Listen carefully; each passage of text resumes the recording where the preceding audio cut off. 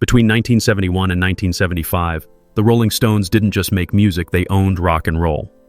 While other bands were experimenting and evolving, the Stones were doing something nobody else could, dominating the charts year after year with a swagger that made them untouchable. Today, we're counting down 18 times they proved why they're called the world's greatest rock and roll band. The early 70s were brutal for rock bands. The Beatles had broken up. Hendrix was gone. The 60s dream was over. But the Rolling Stones? They were just getting started. From 1971 to 1975, they released 4 consecutive albums that changed rock history, toured the world like nobody before them, and created songs that are still played on every classic rock station today. This wasn't luck, this was calculated domination. I'm breaking down 18 specific moments when the Stones didn't just chart, they conquered. From Sticky Fingers to Black and Blue, from Brown Sugar to Fool to Cry, we're covering the peak years of the greatest rock band ever assembled. Let's get into it. 1971, the year they became untouchable. Number 18, Brown Sugar hits number 1 in the US, May 1971, April 1971. The Stones release Brown Sugar as the lead single from Sticky Fingers, and it shoots straight to number 1 on the Billboard Hot 100. This wasn't just another hit, this was a statement. The song's raw energy, Charlie Watts' driving beat, and that unforgettable guitar riff made it impossible to ignore. What made Brown Sugar special wasn't just the music, it was the attitude. The Stones were playing rock and roll that felt dangerous again. Radio stations loved it, fans couldn't get enough. And it set the tone for everything that followed. And we're just getting started. If you want to see how the Stones continued this domination through 1972 and beyond, hit that subscribe button right now. Next week, we're diving into Led Zeppelin's chart battles during this same era, and you won't want to miss it. 117. Sticky Fingers album debuts at number 1, April 1971. When Sticky Fingers dropped on April 23, 1971, it didn't climb the charts. It debuted at number 1 in the UK and hit number 1 in the US within weeks. The album featured that iconic Andy Warhol zipper cover and contained some of the Stones' most enduring tracks. This was the first album released on their own label, Rolling Stones Records, giving them complete creative control, and they used that freedom to create a masterpiece. The album stayed on the charts for over a year. It went multi-platinum, and it proved the Stones didn't need a major label telling them what to do. They were bigger than the system. Number 16, Wild Horses becomes their most emotional hit, June 1971. Released as the second single from Sticky Fingers, Wild Horses showed a side of the Stones most fans hadn't seen: vulnerability. The song reached number 28 on the Billboard Hot 100, but its impact went far beyond chart positions. This was Mick Jagger and Keith Richards proving they could write ballads that hit just as hard as their rockers. The acoustic guitar work and Jagger's restrained vocal delivery made this an instant classic. Decades later, Wild Horses remains one of their most covered and beloved songs. It showed the Stones had range. They weren't just a one-trick rock and roll band. 1972, Exile and Domination.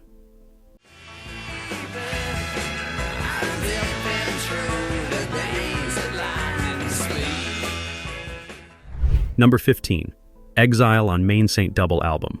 Tops charts, May 1972, May 1972. The Rolling Stones release a double album recorded in a basement in the south of France, and it becomes one of the greatest rock albums ever made. Exile on Main Street hit number 1 in the US and UK despite, or maybe because of its raw, unpolished sound. This wasn't stadium rock. This was blues, country, gospel, and rock and roll mixed together in a way nobody had attempted before. Critics were divided. Some called it a mess, others called it genius. But fans didn't care about the debate, they bought it in massive numbers, making it one of the best-selling albums of 1972. Number 14, Tumbling Dice reaches top 10 worldwide, April 1972. Before Exile even dropped, Tumbling Dice was already climbing charts around the world. It hit number 7 in the US and number 5 in the UK. The song's loose, almost chaotic feel perfectly captured the Exile sessions vibe. Keith Richards' guitar work was messy and brilliant, and Jagger's vocals sounded like they were recorded in one take because they practically were. The song became a concert staple and remains one of the most played Stones tracks on classic rock radio. It proved that perfection wasn't necessary. Authenticity was what mattered.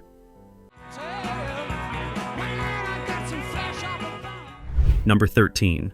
Happy becomes Keith Richards' signature moment, July 1972. Released as the second single from Exile, Happy was unique.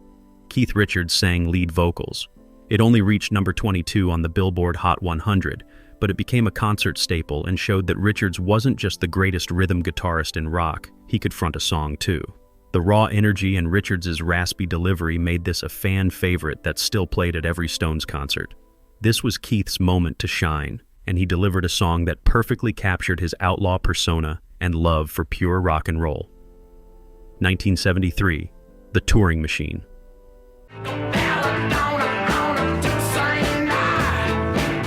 Number 12, Goat's Head Soup hits. Number 1, despite mixed reviews, August 1973.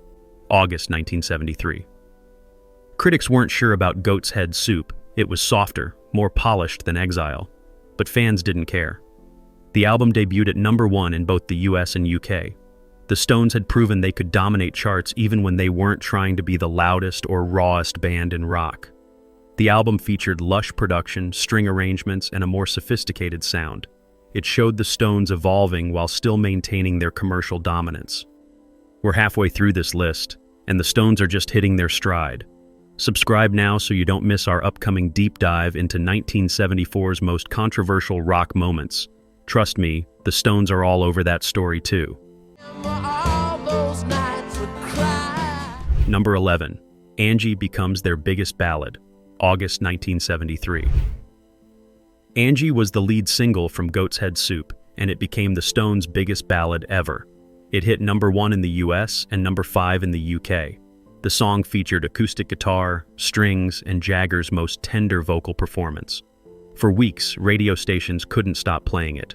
This proved the Stones could dominate with slow songs just as effectively as with rockers. The mystery around who Angie was about only added to the song's appeal. Fans speculated endlessly, and the Stones never confirmed the truth-perfect rock and roll mystique.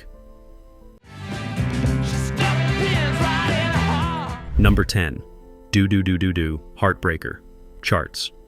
Despite its title, December 1973, with possibly the worst song title in rock history, Do Do Do Do Do, Heartbreaker still managed to hit number 15 on the Billboard Hot 100. The song featured a horn section, Billy Preston on piano, and lyrics about police violence and drug addiction. This was the Stones tackling social issues while still making music people wanted to hear. Number 9. 1973 European tour breaks attendance records. Throughout 1973, the Rolling Stones toured Europe and broke attendance records in nearly every city. They weren't just a studio band, they were the biggest live act in the world. Their stage production, energy, and Jagger's performance style set the standard every rock band would try to match for the next decade. 1974, Transition and Triumph. Number 8. It's Only Rock and Roll, But I Like It, hits top 20, July 1974. The Stones release what might be their most self-aware song ever. It's Only Rock and Roll, But I Like It reached number 16 in the US and became an anthem for the band's entire philosophy. The song featured a simple, catchy chorus and guitar work that reminded everyone why the Stones were still relevant in an era of prog rock and glam. Number 7. It's Only Rock and Roll album tops charts, October 1974. The album of the same name hit number 1 in the US and number 2 in the UK. This was Mick Taylor's last album with the band before Ronnie Wood joined, marking the end of an era. But commercially, the Stones were still unstoppable. Every album they released went straight to the top of the charts.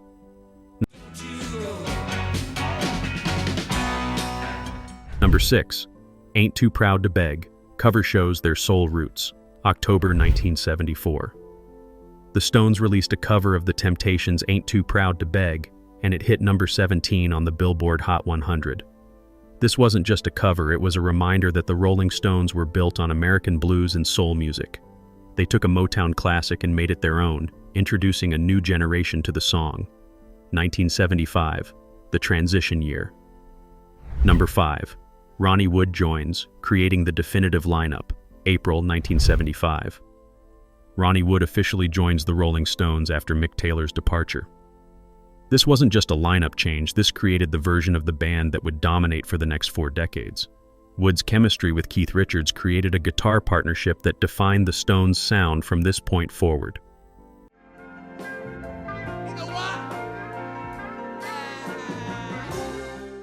Number 4. Fool to Cry becomes Unexpected. Hit, April 1976.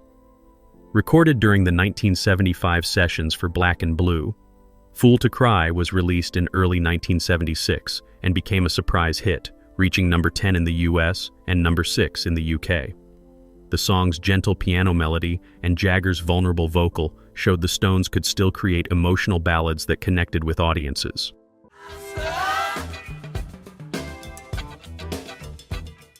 Number 3. Black and Blue album hits. Number 1 despite being transitional. April 1976, recorded 1975.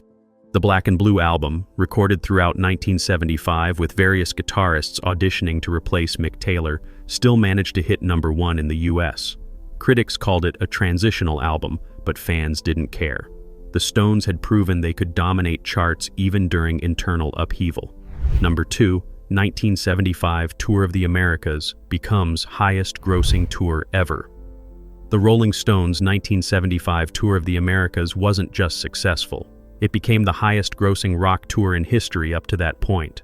They played to over 1 million fans across North and South America. This tour set the template for every stadium rock tour that followed. The Stones weren't just making hit records, they were redefining what it meant to be a touring rock band. Number 1. 5 consecutive number 1 albums, 1971 to 1976. Here's the ultimate domination stat.